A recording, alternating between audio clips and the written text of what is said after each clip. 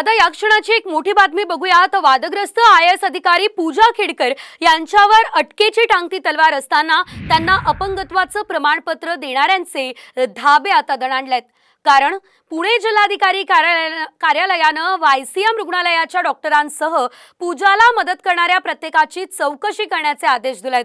मात्र पूजा यांचं दिव्यांग प्रमाणपत्र बनावट नाही, त्या 7% दिव्यांग असल्याचा दावा YCM हॉस्पिटलच्या डीनने केलाय। इतकंच नाही तर या प्रमाणपत्राच्या आधारे पूजा यांना शिक्षणात किंवा सरकारी नोकरीत कोणताही लाभ घेता येत नाही, असंही डीन वाबळे यांचं म्हणणं आहे। या अहवालाच्या अंती असं एक निदर्शनास आलं की या प्रकारामध्ये